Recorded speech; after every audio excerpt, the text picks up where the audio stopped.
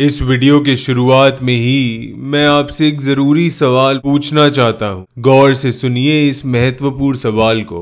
Melody इतनी chocolaty क्यों है? Break the code. Chocolaty try the code. क्यों? हाय। मेलेडी इतनी चॉकलेटी क्यों है? मेलेडी इतनी चॉकलेटी क्यों है? बेशक इस सवाल में आपका ध्यान मेलेडी पे जाता है, मगर मैं बोलता हूँ कि ये सवाल मेलेडी पे नहीं चॉकलेटी पे निर्भर है। क्योंकि जैसा आप जानते हैं चॉकलेट लोगों को पसंद है, तो इस चॉकलेट से ये सवाल पूछा जा रहा है कि मेलेडी इतनी खुशी क्यों देती है। और जिनको ये ऐड याद है उनको इस सवाल का जवाब भी पता होगा। मेलेडी खाओ, खुद जान जाओ। मेलेडी इतनी चॉकलेटी क्यों है? मेलेडी खाओ और खुद जान जाओ। हमारी टॉफी खरीदिए और खुश हो जाइए। दुनिया के सारे एड्स इसी खुशी का इस्तेमाल करते हैं अलग अलग तरीकों से। एड्स बस अपने सामान से आपको खुशी नहीं बेचते, एक आइडिया भी बेचते हैं कि इसके साथ आप वो बन जाएंगे। ये वो क्या है, कौन है? तो सिगरेट के साथ एंग्री यंग मैन है, एक्स या कोई भी डिओड्रेंट के साथ वो जिसके पीछे सारी लड़कियां भागेंगी, कोई गाड़ी की ऐड के साथ आप कोई बिजनेस एग्जीक्यूटिव या कोई यॉट रखने वाले लगेंगे। एड्स एक और कदम आगे बढ़ते हुए उन विचारों को जिनको आप मानते हैं उनको अपने प्रोडक्ट से जोड़ के आपको अपना सामान बेचने की कोशिश करते हैं।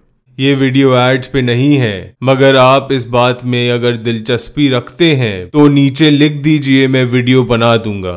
मगर जो बात मैंने अभी की उसका उदाहरण देता हूँ। कजारिया टाइल्स। अब मोटरसाइकिल की कंपनी हीरो आर्मी को दिखाता है तो समझ आता है बाइक्स और सोल्जर्स अक्सर साथ दिखेंगे, मगर एक टाइल की कंपनी अपने ज्यादातर एड्स में आर्मी को दिखाती है तो वो बस इसलिए क्योंकि हमें अपने देश की आर्मी पसंद है और उसे इस टाइल की कंपनी से जोड़ते हुए बताते हैं कि आप और वो टाइल्स की कंपनी दोनों अच्छे ख्यालों से आते हैं। डाबर का नया ऐड दिमाग में आता है। दो औरतें करवा चौथ बना रही हैं एक दूसरे के लिए। लेस्बियन होने में कोई प्रॉब्लम नहीं है और ये कंपनी को लगता है कि इनके कस्टमर्स या ऑडियंस को ये देख के अच्छा लगेगा कि ये कंपनी उनके विचारों को मानती है। क्या बेच रहे हैं? ब्लीचिंग क्रीम कि आप सफेद हो सकें, क्योंकि जैसा हम सब जानते हैं अगर आप सफेद नहीं हैं तो आप करवा चौथ खुशी से कैसे बना सकते हैं। बात छोड़िए, वीडियो पे आते हैं। सारे एड्स खुशी को बेचते हैं। ये खुशी अलग अलग पहलुओं में प्रस्तुत करी जाती है। आज मैं बात करूंगा इसी खुशी पे और स्पष्ट बताता हूं आपको, मैं बात करने जा रहा हूं खुशी की माया पे, कि खुशी खुद सबसे महत्वपूर्ण और अंतिम एहसास नहीं। जी, वो सारी किताबें, वो सारे गुरु, वो सारे एड्स, मूवीज, गाने, वो सब एक ही सवाल को बढ़ावा देते हैं। मैं खुश कैसे हो सकता हूँ? मुझे खुशी कैसे मिलेगी? आजकल खुशी के पल खत्म हो गए हैं। एक ही सवाल अलग अलग तरीकों से पूछा जाता है। मैं ये साफ कर देता हूँ कि जो ये सवाल पूछ रहे हैं उनको बेसिक चीजों की कमी नहीं होगी। 2 दिन से खाना नहीं है तो आपको पता है कि आपको खुशी खाने से मिलेगी, फिर भी आप खाना खुशी के लिए नहीं मांग रहे, जीने के लिए। आप 1 दिन से प्यासे हैं तो आपको खुशी पानी से मिलेगी, मगर आपको पानी खुशी के लिए नहीं चाहिए, जिंदगी जीने के लिए। इस संघर्ष को पीछे रखते हुए खुशी पे खुद सवाल उठा के देखिए, खुशी महत्वपूर्ण क्यों है और कैसी खुशी को अहमियत देते हैं लोग। इसी खुशी को मैं 4 पॉइंट्स में बताऊंगा। पहला पॉइंट साफ है और ज्यादातर लोग इसमें मुझसे सहमत होंगे।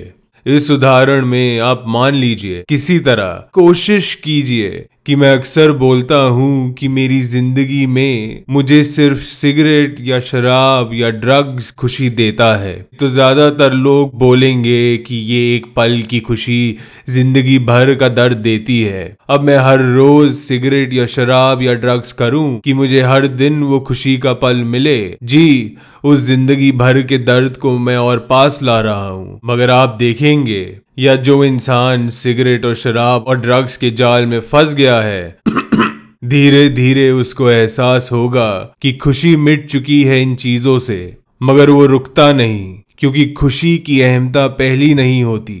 खुशी एक माया थी, एक छल। असली में ये इंसान अपना दर्द मिटाना चाहता है, या बोर्डम हटाना चाहता है, या और लोगों के बीच मिल जाना चाहता है।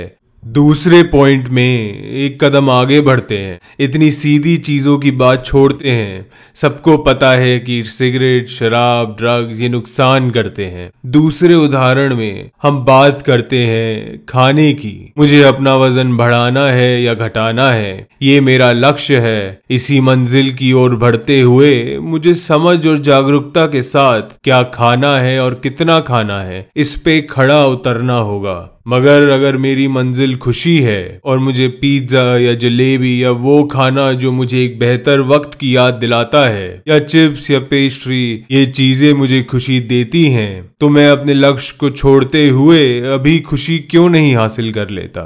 इसके जवाब पे लोग बोलेंगे कि वो असली खुशी है और ये नकली। एक खुशी को असली और दूसरी को नकली बोला जाता है इस सोच के साथ कि असली खुशी ज्यादा दिनों के लिए आपके साथ रहेगी। मगर मैं आपसे पूछता हूँ, क्या वो लोग जो अपने वजन से खुश हैं वो दुखी नहीं होते? मैं ये नहीं बोल रहा कि अगर आप अपना वजन घटाना चाहते हैं या बढ़ाना चाहते हैं तो उस पर काम मत कीजिए, मगर ये खुशी के लिए नहीं। ज्यादातर किया जाता है कि आप अपने आप को कोसना बंद करें। बेशक उससे आप और खुश हो सकते हैं, मगर वो सबसे महत्वपूर्ण नहीं होता। दूसरी वजह है स्वास्थ्य। दोनों वजहों में आप वजन पे काम करेंगे दुख से बचने के लिए, चाहे वो हेल्थ प्रॉब्लम्स हो या खुद का कोसना। अब इस असली और नकली खुशी को एक अलग तरीके से देखा जा सकता है। एक खुशी दूर है और एक करीब। जो दूर है, मैं बोलता हूँ कि वो लोगों को ज्यादा पसंद इसलिए नहीं कि वो कोई बड़ी खुशी है या ज्यादा वक्त के लिए रहेगी, मगर इस वजह से कि लोगों को एक सुनहरा सपना चाहिए, एक पल खुशी का भविष्य में। और वजन के मामले में भी जब आप जैसा अपना वेट चाहते हैं उसके करीब आ जाएं, तो इसमें खुशी के पल के साथ एक बेहतर भविष्य की उम्मीद जागती है। जिंदगी के किसी भी संघर्ष में खड़े उतरने से एक वजन मिलता है दूर के सपनों को। जो धुंधले थे वो असली लगने लगते हैं। और ये बस खुद के सपनों तक सीमित नहीं होता। बहुत सारे माँ बाप वो काम करते हैं जिससे उनको खुशी ना मिले, अपने सपनों को त्याग देते हैं कि उनके बच्चे एक बेहतर जिंदगी जी पाए। काफी वक्त वो उस बेहतर जिंदगी को देखने के लिए मौजूद नहीं होते, काम पे बिजी होंगे या बच्चा खुद अपनी जिंदगी जीने लगेगा। फिर क्यों? वही दो पहलू, एक वो एहसास कि आप अपने आप की सोच और नजरों में खड़े उठे हैं, और दूसरा वो दूर की खुशी, वो सुनहरी उम्मीद। वो मशहूर गाना पापा कहते हैं बड़ा नाम करेगा, तो उसमें पापा का सपना बस बच्चे के लिए ही नहीं, उस बाप को भी बढ़ावा देता है काम करने के लिए। उम्मीद और अपने आप के सोच पे खड़ा उतरना खुशी से ऊपर होता है। तीसरे पॉइंट में हम प्रकृति की ओर चलते हैं। एक कपल, एक जोड़ी को एक बच्चा चाहिए। काफी कोशिशों के बाद प्रेगनेंसी की घोषणा, खुशी का माहौल। ये त्योहार कुछ दिन चलता है, फिर जिंदगी की असलियत सामने खड़ी हो जाती है। प्रेग्नेंट लेडी को खुद का ख्याल रखना होगा और बाकी को उनका ध्यान। 8 से 9 महीने बाद बच्चा, एक लड़का या लड़की पैदा हो गए, सपना पूरा हो गया। काफी माँ बाप बोलते हैं, सच या झूठ, कि ये उनकी जिंदगी का सबसे बेहतरीन दिन होता है, इससे ज्यादा खुशी जिंदगी उनको दे नहीं सकती। फिर वो रुक क्यों नहीं जाते? अगर खुशी ही है जो उन्हें आगे बढ़ाती है, तो जिंदगी के सबसे ज्यादा खुशी के दिन के बाद सारी खुशी फीकी हो जाती है। तो फिर वो रुक क्यों नहीं जाते? क्यों बच्चे के लिए जितना वो कर सकते हैं, ज्यादातर माँ बाप, काफी हद तक माँ बाप करने की कोशिश करते हैं। बच्चे का स्वास्थ्य, उसका स्कूल, उसके दोस्त, उसकी पढ़ाई, उसके शौक, इतना वक्त उस बच्चे पे क्यों गवाते हैं? वो बच्चा परेशान करता है, उस बच्चे को वो परेशान करते हैं। सब रोते हैं, सब हंसते हैं। फिर क्यों? इसकी वजह है प्यार, अपने बच्चे से बेइंतहा प्यार। प्यार उम्मीद की तरह और अपने आंखों और सोच पे खड़े उतरने की तरह खुशी से ऊपर होती है। और ये मत समझिए कि प्यार खुशी है, प्यार खुद खुशी नहीं। प्यार का एक पहलू खुशी होता है, एक पहलू गम होता है, एक पहलू गुस्सा होता है, एक पहलू त्याग, और ऐसे कई पहलू मिलके बनाते हैं प्यार को। और आखिर में हम आते हैं मेरे चौथे पॉइंट पे। हम बात करेंगे एक पवित्र जज्बात की जो प्यार और उम्मीद को भी अपना एक पहलू बना देता है। खुशी उससे भी नीचे आती है। संघर्ष।